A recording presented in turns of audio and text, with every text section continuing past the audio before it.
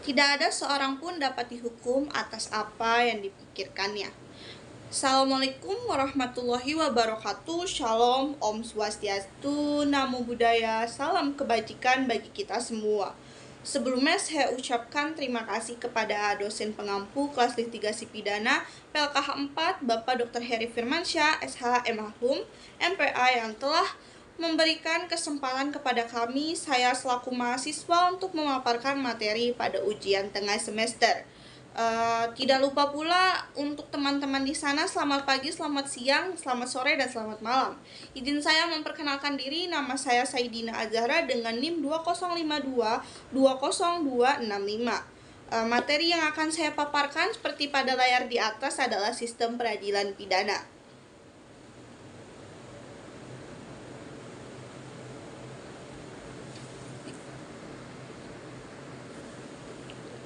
Baik, kenapa sih harus ada sistem dalam peradilan pidana?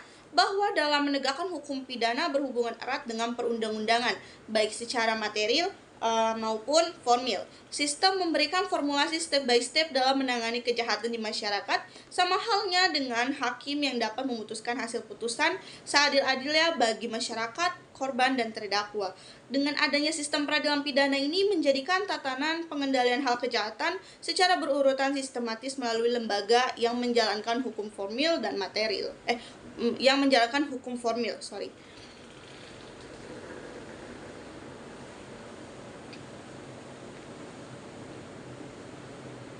Baik, definisi sistem peradilan pidana. Jadi, apa itu definisi dari sistem peradilan pidana atau criminal justice system?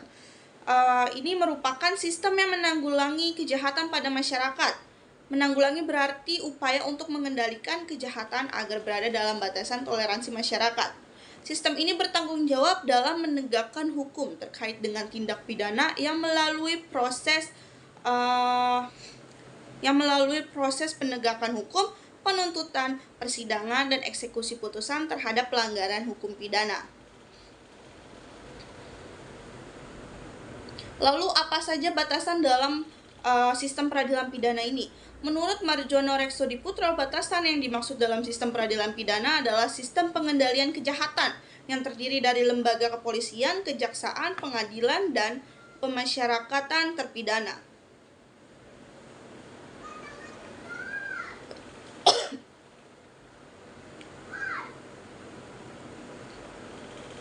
Baik, sejarah sistem peradilan pidana. Criminal justice system atau sistem peradilan pidana lahir dengan adanya tingkat kriminalitas yang cukup tinggi serta ketidakpuasan terhadap mekanisme kerja aparatur penegak hukum dan institusi penegakan hukum pada tahun 1960 oleh pakar hukum dan para ahli di Amerika Serikat dalam criminal justice scientist. Criminal justice system diperkenalkan dan disebarluaskan oleh the President's Crime Commission Romilly Atmasa-Smita 1996. Sejak dalam penanggulangan kejahatan di Amerika diperkenalkan dan dikembangkan pendekatan sistem sebagai pengganti pendekatan hukum dan ketertiban. Melalui pendekatan ini, kepolisian, pengadilan, dan lembaga pemasyarakatan tidak lagi merupakan instansi yang berdiri sendiri, melainkan masing-masing merupakan unsur penting dan berkaitan erat satu sama lain. Lalu apa saja nih fungsi dan tujuan dari sistem peradilan pidana? Sistem peradilan pidana ini memiliki fungsi yang dapat dibagi menjadi dua. Di antaranya ada fungsi preventif, yaitu suatu sistem peradilan pidana dijadikan sebagai lembaga pengawasan sosial dalam upaya mencegah terjadinya suatu kejahatan. Fungsi sistem ini dapat diwujudkan dalam bekerjanya sistem peradilan pidana dan upaya-upaya lainnya yang mendukung upaya kejahatan. Kemudian ada fungsi represif, yaitu sistem peradilan pidana dijadikan sebagai lembaga penindakan untuk menyelenggarakan suatu peradilan terhadap pelaku kejahatan dan menggunakan sarana hukum pidana, hukum acara pidana, dan pelaksanaan pidana. Muladi juga menyatakan bahwa Sistem peradilan pidana ini memiliki dimensi ganda, yang mana satu pihak berfungsi sebagai sarana masyarakat untuk menahan dan mengendalikan kejahatan pada tingkat tertentu, dan pihak lainnya berfungsi untuk pencegahan, yang merupakan dalam mengurangi kriminalitas di kalangan mereka yang dapat melakukan tindak pidana, dan mereka yang bermaksud melakukan kejahatan melalui proses deteksi, pemidanaan, dan pelaksanaan pidana.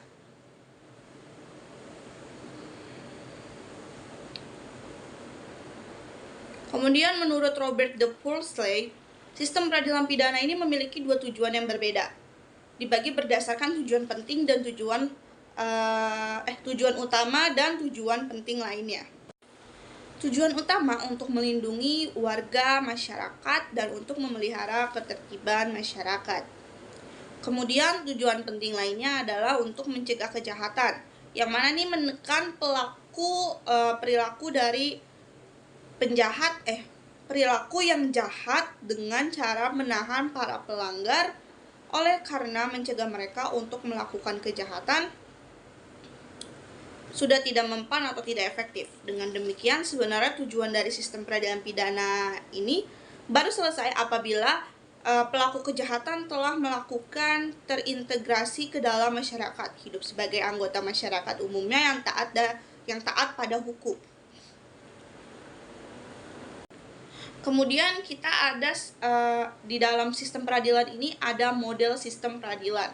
Menurut Herbert L. Parker, membagi model SPP ini menjadi dua, yaitu Dual Process Model and Crime Control Model.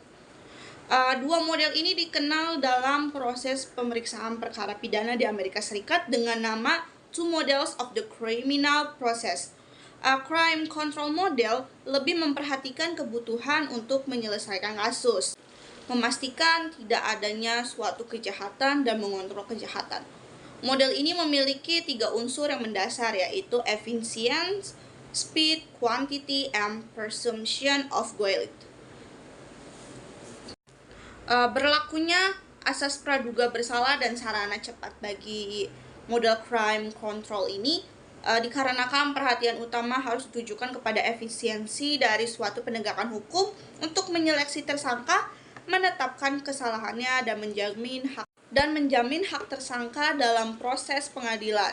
Model ini berlandaskan prinsip cepat dan tuntas, sehingga pengguna asas praduga bersalah di mana tersangka dianggap bersalah sampai putusan pengadilan menyatakan tidak bersalah. Kemudian hal ini memunculkan tolak belakang dari asas praduga bersalah, yaitu dual process model yang dinilai menggunakan faktor kelalaian human error yang mengharuskan seorang tersangka harus diajukan ke muka pengadilan yang tidak memihak dan diperiksa sesudah tersangka memperoleh hak penuh untuk mengajukan pembelaan. Dengan 3 unsur yang mendasar, yaitu no efficiency, quality, and presumption of innocence.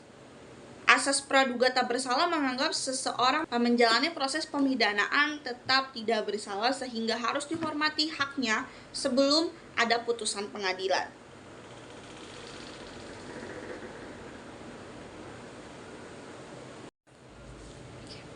Putusan hakim itu selalu dianggap benar dan harus dihormati, di mana putusan tersebut dijatuhkan dengan irah-irah demi keadilan berdasarkan ketuhanan yang Maha Esa. Prinsip ini menempatkan kualitas keadilan dari setiap putusan yang dijatuhkan sang hakim sangat tergantung dari kualitas hubungan baiknya dengan Tuhan yang Maha Esa. Selanjutnya, materi yang akan saya paparkan mengenai putusan. Apa itu putusan pengadilan? Baik, putusan pengadilan adalah keputusan resmi yang dikeluarkan oleh lembaga pengadilan setelah mempertimbangkan bukti-bukti dan argumen-argumen yang telah disampaikan dalam persidangan.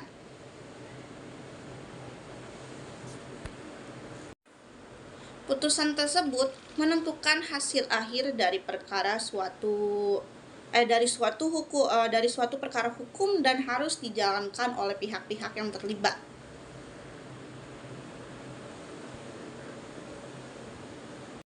Lalu ada jenis putusan. Dalam KUHP hanya mengenal 3 macam putusan pengadilan atau vonis, yaitu diantaranya 1 putusan bebas, 2 putusan lepas dari segala tuntutan hukum, ketiga pemidanaan. Berdasarkan pasal 191 ayat 1 KUHP, jika pengadilan berpendapat bahwa dari hasil pemeriksaan di sidang kesalahan terdakwa atas perbuatan yang didakwanya kepadanya tidak terbukti secara sah dan meyakinkan, maka terdakwa diputus bebas. Kemudian berdasarkan pasal 191 ayat 2 KUHP, putusan yang lepas dari segala tuntutan hukum, jika hakim berpendapat bahwa perbuatan yang didakwaan kepada terdakwa terbukti, tetapi perbuatan itu tidak merupakan suatu tindak pidana, maka terdakwa diputus lepas dari segala tuntutan hukum. Kemudian pemidanaan berdasarkan pasal 193 ayat 3 KUHP, putusan pemidanaan. Jika hakim berpendapat bahwa terdakwa bersalah melakukan tindak pidana yang didakwakan kepadanya, maka hakim menjatuhkan pidana. Baik, next. Kemudian hal apa saja yang termuat dalam suatu putusan?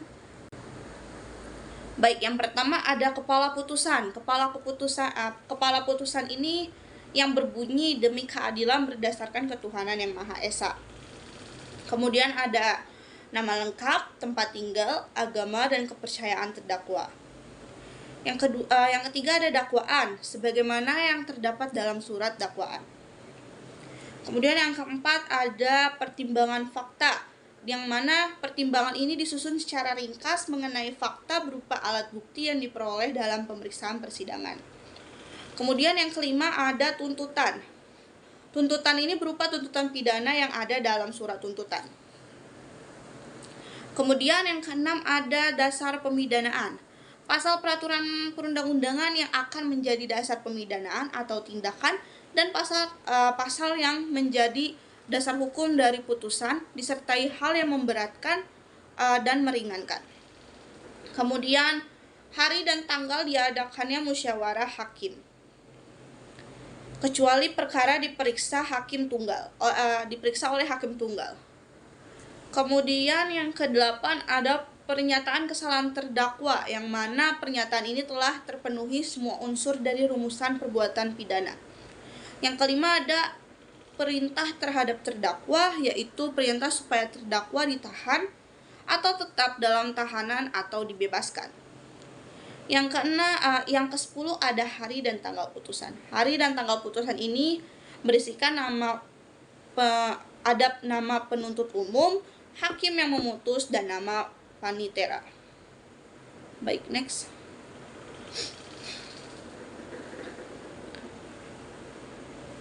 Baik, upaya hukum. Berdasarkan pasal 1/12 KUHP, upaya hukum ini berupa perlawanan, banding atau kasasi atau hak terpidana untuk mengajukan permohonan peninjauan kembali dalam hal serta menurut cara yang dianut dalam undang-undang.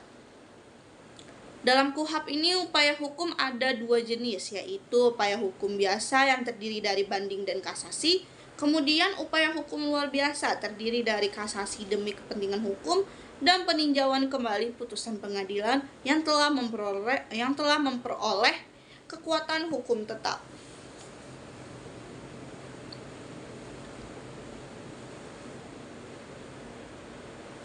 Bedanya upaya hukum, banding, dan kasasi. Apa sih bedanya ini?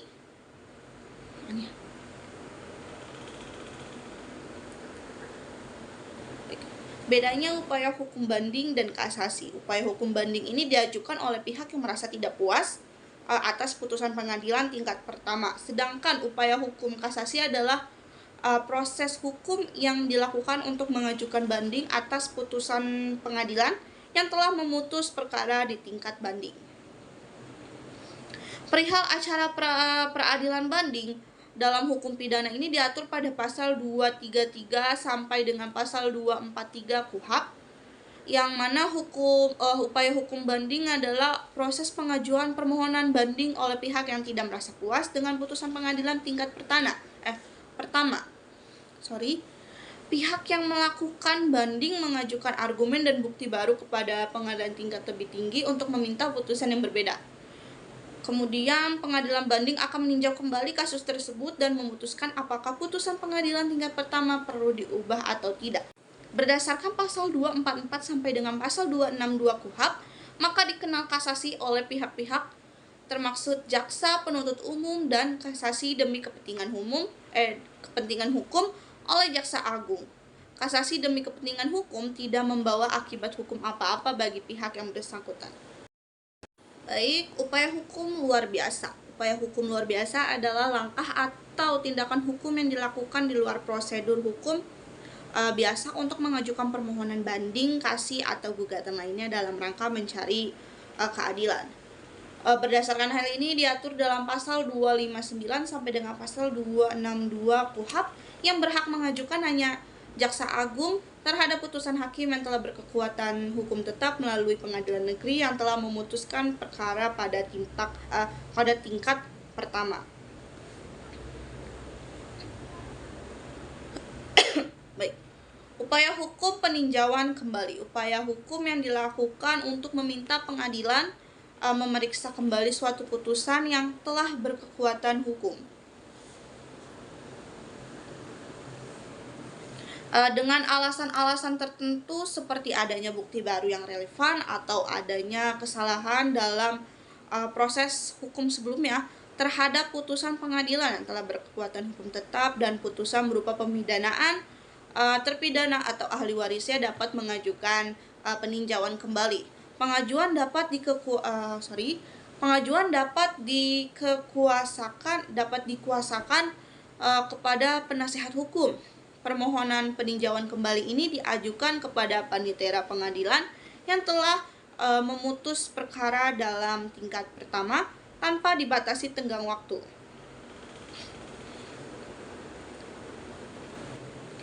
Sekian presentasi yang telah saya sampaikan.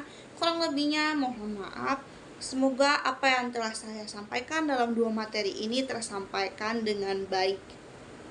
Assalamualaikum warahmatullahi wabarakatuh. Shalom, Om Swastiastu, Namo Buddhaya. Salam kebajikan bagi kita semua.